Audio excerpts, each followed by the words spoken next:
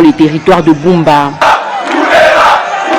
Et ce samedi 4 janvier 2025, le territoire de Bumba, grenier de la République, a vibré dans l'effervescence de l'inauguration du stade Père Carlos modernisé de fond en comble sur fonds propres par le vice-premier ministre Jean-Pierre Liaou pour favoriser le développement du football dans ce coin du pays pétri des talents. Procédant à la coupure du ruban, le vice-premier ministre Jean-Pierre Liaou a conscientisé les Bumbatraciens sur la protection de cette infrastructure sportive moderne en présence des autorités provinciales, les notables ainsi que les députés nationaux élus de la circonscription électorale de Bumba. Cet événement a tenu en haleine tous les peuples de Bumba qui n'ont pas voulu rater un seul instant de cette journée historique, marquant un tournant décisif pour le développement footballistique dans la province de la Mongala. Et pour le match inaugural, le DSMP de Kinshasa et la sélection des joueurs évoluant à Bumba se sont séparés sur le score de parité au grand bonheur des jeunes amoureux du ballon rond. Cette cérémonie historique a été marquée par la symbolique de l'unité de toutes les forces vives de la province de la Mongala. L'histoire retiendra que le vice-premier ministre Jean-Pierre Liaou est un homme de parole qui a tenu sa promesse. Et une bonne nouvelle pour les enfants de Kinshasa, ils ont désormais une variété d'activités récréatives. Résultat du projet, la grande route Kinshasa de la compagnie King Congo. Sylvie Moyemboué Junior Bonyoma ont fait ce reportage. Le temps des festivités offre aux enfants et leurs parents l'occasion de visiter certains endroits relaxants qui regorgent la ville de Kinshasa. C'est le cas de la Grande Roue située à la gare centrale, œuvre de la compagnie King Congo, opérationnelle depuis le mois de décembre dernier. Son directeur général Yannick Onawelo donne quelques précisions concernant le programme de cette attraction située au cœur de la capitale. L'objectif est très simple. Il est important pour les jeunes Congolais d'avoir un endroit où se divertir pendant le week-end, pendant les vacances. Le constat est qu'à Kinshasa, il n'y en avait pas beaucoup. Donc c'est pour ça qu'on a eu cette idée de pouvoir apporter un endroit qui pourra permettre à tout le monde de se retrouver entre amis, entre collègues, entre familles, afin de partager des moments inoubliables. C'est magnifique. Ce n'est pas tous les jours qu'on retrouve tout ça.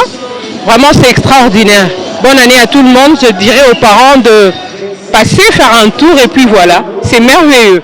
Cette nouvelle image attrayante que la compagnie King Congo vient de mettre à la disposition des enfants de la ville de Kinshasa, la Grande Roue offre ses merveilles à tous les visiteurs. Et le 6 novembre de chaque année, le monde célèbre les orphelins. En RDC, le ministère des Affaires sociales a spécialement pensé aux orphelins de la guerre de l'Est du pays. La ministre Aziza Mounana est sur place. Regardez. En prévision de la célébration de la date du 6 janvier, dédiée aux orphelins de la guerre, la ministre des Affaires sociales, l'Action humanitaire et solidarité nationale, Nathalie Aziza Mounana, est venue ici à Goma célébrer cette journée dédiée à une catégorie des vulnérables qui préoccupe au plus haut point la ministre des Affaires sociales, Action humanitaire et solidarité nationale, Nathalie Aziza Mounana. Je viens pour honorer et consoler les enfants orphelins de guerre. Les enfants ont le droit d'être protégés dans toutes circonstances et de vivre dans un environnement pacifique. Et leur rappeler aussi que le gouvernement central est avec eux parce qu'ils ont un président qui a la main sur son cœur, ils ont un président compatissant, ils ont un président qui ne peut pas les oublier, ils ont une maman, Maman Judith Souminois, qui est la maman, le pilier des enfants du Congo et le socle de développement. C'est une de mes raisons que je suis là aujourd'hui et demain pour passer le 3 jours avec eux, les apporter un message de paix, un message d'espoir. Depuis plus de 3 décennies, l'ambassadrice universelle de la paix et ministre des Affaires sociales, Nathalie Aziza Mounana, travaille au quotidien pour redonner le sourire aux orphelins des guerres. Pour cette année 2025, Nathalie Aziza Mounana a ciblé les orphelins des guerres du Grand Kivu, réunis dans plusieurs camps des déplacés. Et c'est une première pour une ministre nationale de célébrer la journée mondiale du 6 janvier aux côtés des orphelins de guerre dans les Grands Kivu et plus précisément à Goma. La prise en charge scolaire, psychologique et spirituelle font partie aussi du mobile de la descente de Nathalie Aziza Mounana dans la ville de Goma. Une erreur de vitesse que je corrige. La journée internationale des orphelins, c'est le 6 janvier, donc ce sera demain. Le 4 janvier, fête des martyrs, l'occasion pour la Fondation Christophe Muzungu de remettre le week-end à Kinshasa des vivres aux veuves et orphelins des martyrs de Bakwanga. Nicole Sesep, Papimbongo, reportage. Le 4 janvier de chaque année, la Fondation Muzungu Christophe, avec à sa tête Madame Émilie Muzungu Makela, rend hommage aux martyrs de l'indépendance du Congo, notamment aux compagnons de Patrice Emery Lumumba, dont Muzungu Christophe et 7 autres lâchement assassinés le 15 février 1961 à Bakwanga. En cette journée commémorative de nos compatriotes qui ont sacrifié leur vie pour la cause du Congo, les veuves, les orphelins et autres catégories de vulnérables étaient à l'honneur. Ils ont reçu des vivres et des pagnes, un acte de générosité de Madame Émilie Muzungu Makela, présidente de la Fondation Muzungu Christophe, avec l'appui de Madame Nicole Kabwe Muzungu. Les bénéficiaires ont eu des mots justes face à ces gestes combien louables. Mama Boboto, Oleli Mingi. Nous rendons grâce à Dieu et nous disons un grand merci à Maman Émilie Muzungu, une femme au grand cœur. Que Dieu se souvienne d'elle. C'est juste un geste de charité que Madame Émilie Muzungu Makela a voulu manifester pour la journée d'aujourd'hui. Le 4 janvier, comme c'est une journée de martyrs de l'indépendance, elle-même aussi étant fille d'un martyr. En l'occurrence, je cite Papa Muzungu Christophe. Donc c'est à ce titre-là, c'est une dame de bon cœur. Alors elle a jugé débuter l'année avec toutes les mamans ainsi que les orphelins. À noter que la Fondation Muzungu Christophe a pour objectif de lutter contre la pauvreté des orphelins et des veuves. Et pour Noël, la Fondation Kenesha a pensé aux enfants albinos de Mbujimaï. Elle leur a offert un repas à la résidence du gouverneur. 3000 convives à l'honneur. La collecte de fonds a généré plus de 400 000 $ américains pour des actions pérennes dans le Grand Kasaï. Le prochain repas de Noël, ce sera à Kolwezi. Élément à suivre en page magazine après ce journal. Les déplacés de Kwamouth ne sont pas oubliés. Le gouverneur du Maïndombe leur a remis un important lot de vivres et autres biens. Le sénateur Moutouri et le vice-président de l'Assemblée provinciale ont supervisé l'opération de distribution. Eurydice Kitutu, reportage. Poursuivant ses vacances parlementaires et après sa rencontre avec les chefs coutumiers dans le territoire de Kwamouth, le sénateur Herman Mutima Sakrini, accompagné du vice-président de l'Assemblée provinciale de Maïndombe, David Bissaka, a supervisé la remise des vivres dont du gouverneur de la province Kosokevani aux déplacés de Kwamouth vivant à Bandundu, suite au phénomène Mobondo. Les représentants de tout le village affecté ont reçu leur colis de main du sénateur. Nous sommes là pour témoigner notre amour vis-à-vis de la population des déplacés de la territoire de Kwamouth. Mon souci, ce n'est pas de remettre des denrées alimentaires aux déplacés que nos confrères qui sont là derrière, mais c'est pour qu'on apporte une solution définitive.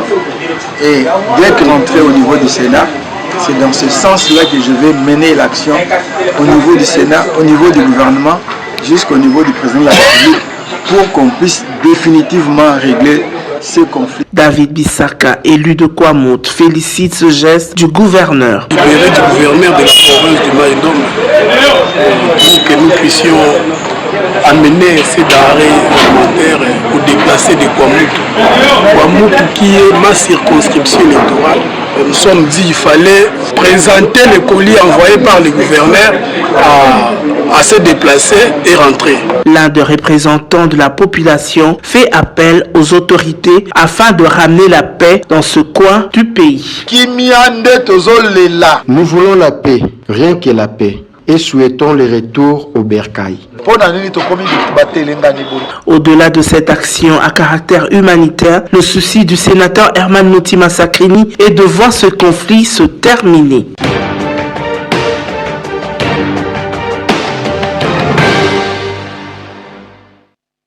Et vous avez reconnu dans l'élément précédent le sénateur Herman Mutima. Voilà. Et la semaine du président reprend les activités du chef de l'État congolais au Kasaï, principalement à Chikapa. Sélection de Kibambe Somoïsa.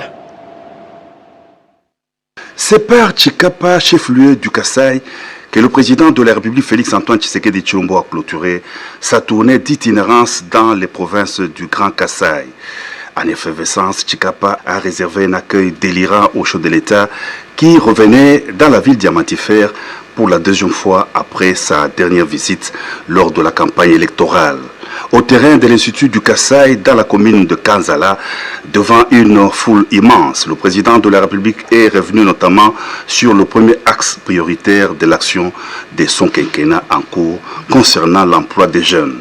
Des emplois seront créés grâce notamment au secteur privé avec l'arrivée des investisseurs et à l'entrepreneuriat des jeunes. À Chikapa, le président de la République a eu des entretiens tour à tour avec les députés provinciaux et les étudiants. Les élus du Kasaï se sont dit préoccupés notamment par la situation sécuritaire et les infrastructures qui entravent le développement de leur province. Ils se sont réjouis de l'oreille attentive que leur a prêtée le chef de l'État qui a aussi donné des pistes et des solutions à leurs desiderata. La construction d'une université moderne à Chikapa et le problème de déplacement des étudiants effectuant des longues distances pour atteindre leur lointain établissement académique ont été soumis au président de la République qui a promis d'y trouver des solutions. Dans les chefs-lieux du Kasaï, le président de la République Félix-Antoine Tshisekedi Tshilombo a aussi effectué une visite d'inspection des infrastructures. Il s'est d'abord rendu au marché central moderne de Chikapa où il s'est imprégné de réalités sociales des vendeurs et commerçants. Le chef de l'État a ensuite visité le site de construction de la route Chikapa-Kamako, longue de 147 km. D'intérêt vital, cette route favorisera le désenclavement et le développement de la province du Kasaï. Les travaux de la route Chikapa-Kamako, qui s'achemine vers la frontière avec l'Angola, s'exécutent à un rythme soutenu. Auparavant, le président de la République a reçu les chefs traditionnels de 5 territoires du Kasaï. Les échanges ont tourné autour des questions liées à la sécurité, aux infrastructures et à l'éducation. Le président de la République, Félix-Antoine Tshisekedi Tshilombo, a aussi donné de la joie à ses enfants. La première dame de la République démocratique du Congo a communié avec les épouses militaires et ces dernières, invitées par Denise Nyakeru, à promouvoir l'agriculture pour l'autoprise en charge alimentaire. 11 ans déjà depuis l'assassinat du colonel Mamadou Ndala. Les Congolais se sont souvenus de cet homme qui a donné sa vie pour défendre notre pays et protéger nos valeurs. 450 délinquants opérant dans la nuit du 31 décembre au 1er janvier dans 4 districts de la capitale ont été arrêtés par les forces de l'ordre dans le cadre de l'opération Ndobo lancée par le vice-premier ministre de l'Intérieur Jacques-Mène Chabani. De même, la police nationale congolaise a renforcé les dispositifs de sécurité dans la ville-province Kinshasa pour permettre à la population de bien célébrer les fêtes de fin d'année. Le questeur du Sénat a procédé à l'inauguration des bornes fontaines dans l'hôpital général de référence de Chikaji dans la ville de Kananga, puis a remis sur place les groupes électrogènes vendus au KVA à l'église catholique. Pas de déco de Nouvel An à travers différentes artères de la capitale. Contrairement aux années précédentes, la place Gare Centrale, Victoire et autres n'ont pas changé de visage en cette période de fête. Pour terminer, hommage à nos martyrs de l'indépendance, 4 janvier 1959, les Congolais se sont donnés corps et âme à travers des manifestations tout en versant leur sang pour la liberté de notre pays. Et cette liberté qui a poussé notre pays en son indépendance. Et dans la suite de l'actualité, nous avons 2 éléments liés à la sécurité. D'abord, l'africaine d'explosifs Afridex qui a un nouveau directeur général. Il est officiellement entré en fonction vendredi à Likasi, province du Haut-Katanga. Regardez. Ce vendredi 3 janvier 2025, une cérémonie de remise et reprise s'est tenue à la direction générale d'Afridex, marquant le passage de témoin entre le grand amiral Baudouin Liwanga, directeur général sortant, et le lieutenant-général Sikabwe Asinde, nouveau directeur général. La cérémonie, empreinte de solennité, s'est déroulée en présence du secrétaire général à la Défense représentant le vice-premier ministre et ministre de la Défense nationale, Kabombo Mwadianvita. Après la lecture de l'ordonnance officialisant la nomination, les deux directeurs généraux ont procédé à la signature des procès-verbaux en présence du secrétaire général à la Défense. Le lieutenant-général Sikabwe Asinde a ensuite pris officiellement possession de son bureau. Dans un geste symbolique, le grand amiral Baudouin Liwanga a offert à son successeur un livre intitulé « Amour adoptif comme encouragement pour ses nouvelles fonctions ». Le lieutenant-général Sikabwe Asinde a ensuite rencontré brièvement le personnel d'Afridex, les appelant à le soutenir et à travailler en étroite collaboration. Il a affirmé sa volonté de poursuivre le travail entrepris par son prédécesseur, tout en ambitionnant d'accroître le rayonnement et la rentabilité de ce service essentiel relevant du ministère de la Défense nationale. Face à la presse, le nouveau directeur général s'est dit confiant et a salué le travail accompli par son prédécesseur. Il s'est engagé à maintenir Afridex à un haut niveau et à maintenir la confiance placée en lui par le commandant suprême des forces armées de la République démocratique du Congo et chef de l'État, Félix-Antoine Tshisekedi Tshilombo.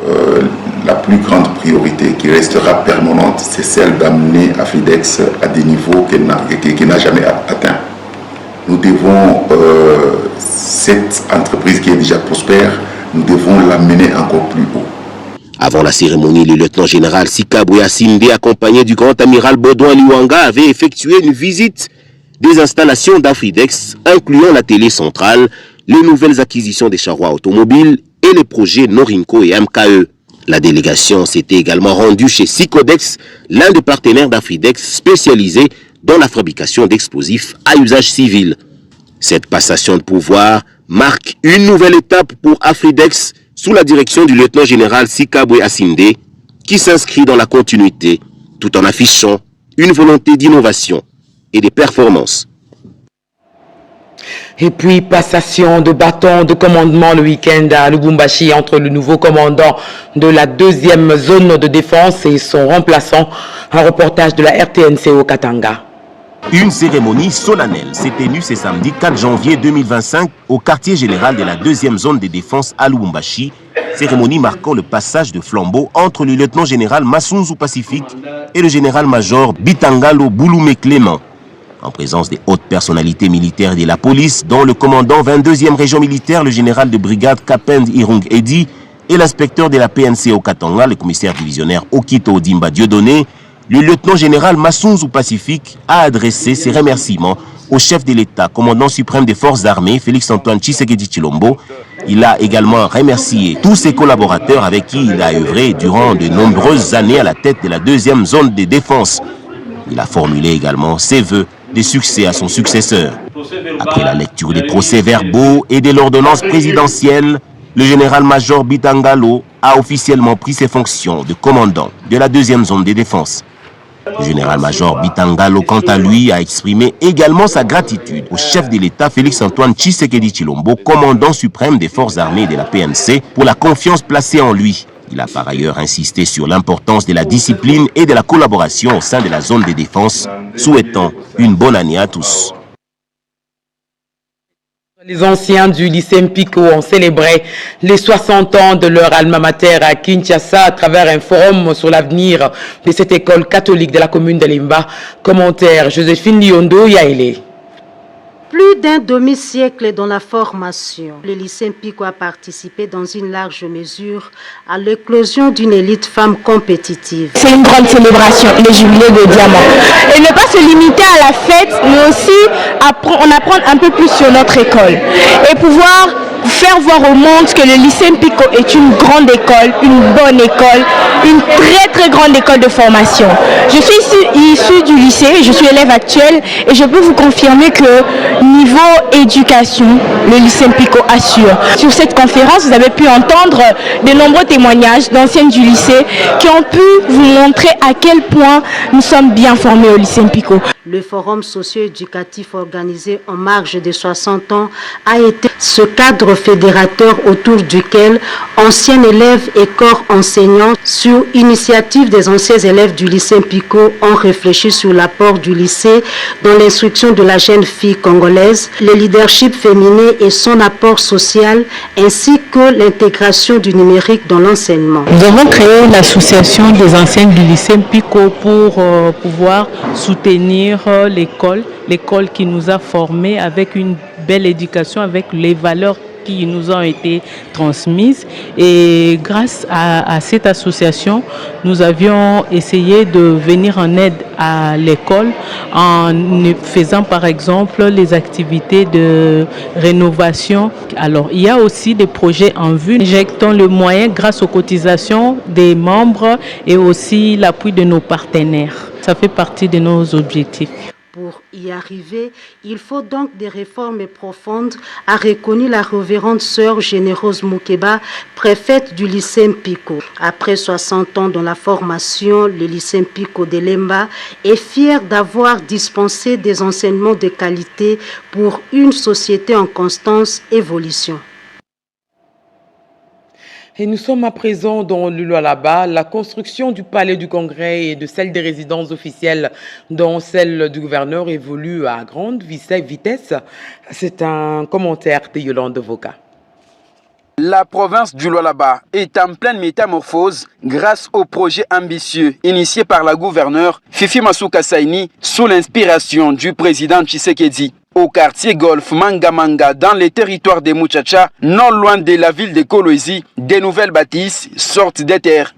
Il s'agit de la résidence du gouverneur et du tout premier palais des congrès en RDC avec des travaux qui avancent à grande vitesse. Le palais des congrès, d'une superficie de 2800 mètres carrés, il comprendra un amphithéâtre d'une capacité de 200 personnes ainsi que des 2 salles polyvalentes d'au moins 400 personnes. Le bâtiment sera également équipé de 6 bureaux, d'une cuisine, d'une salle de repos et de 30 toilettes, dont 15 pour hommes et 15 pour femmes. Dans son ensemble, le palais des congrès a une capacité d'accueil d'au moins 1000 personnes. Les ouvriers travaillent sans relâche pour respecter les délais impartis, estimés à 18 mois, précise l'ingénieur Ben Mouchipai. Nous sommes déjà à l'élévation des colonnes. On va finir pratiquement la partie pavée en bas. Et d'ici là, nous allons attaquer la partie supérieure. Le palais du Congrès, c'est pour 18 mois. Près de là, la résidence du gouverneur des provinces est à un stade avancé avec des travaux de finissage en cours. Ici, nous sommes dans le salon, salle à manger. De l'autre côté, nous avons 2 toilettes et 2 cuisines. Une toilette pour le personnel et une toilette pour le visiteur, comme la cuisine aussi. Ce site accueillera également les résidences d'autres officiels lualabais, notamment du vice-gouverneur, du président de l'Assemblée provinciale et des membres du bureau de l'Assemblée provinciale. Et nous prenons quelques éléments politiques avant de clôturer. Le sénateur Jean-Tini Ngobila en ligne de front en faveur de la révision de la Constitution après un séjour à l'étranger pour raison de santé. Ce cadre et militant de son parti politique l'ont accueilli à l'aéroport de Njili à Kinshasa. Yvette Mankoutima. Près de 8 mois d'absence au pays pour des raisons sanitaires, les sénateurs Jean-Tini Ngobila Mbaka foulent le sol de Kinshasa. Malgré la nuit tombante, le nombreux militants de l'Alliance des Congolais progressistes et alliés, ACPA, ont tenu à réserver un accueil plus que chaleureux à la locomotive de cette formation politique de l'Union sacrée. Jean-Tini Ngobila Mbaka a saisi ces moments pour réitérer son engagement à accompagner les actions du chef de l'État, Félix-Antoine Tshisekedi Tshilombo, notamment les changements constitutionnels. Sur le plan national, une journée historique, mais pour les gens de l'ACP, ça sera aussi gravé dans l'histoire de notre parti. Tous les membres et cadres du parti sont déjà là pour l'accueillir et lui manifester la fidélité et la loyauté. Un motif de remerciement à Dieu. Et je peux vous dire directement qu'il y aura une messe d'action de grâce pour dire merci à Dieu. Et en même temps, nous disons aussi merci au chef de l'État qui soutient notre autorité morale, Jean-Tini Ngobila Mbaka, l'homme fort de Maïndom. Un retour qui rime avec la reprise de ses activités politiques et le renouvellement de son engagement pour le bien-être collectif. Notez que le parti politique Ma Part pour le Congo est également en campagne de sensibilisation en faveur de la révision de la Constitution. Son président national était à l'église Lumière du Monde. Yvette Mankoutima, Diane Balaka.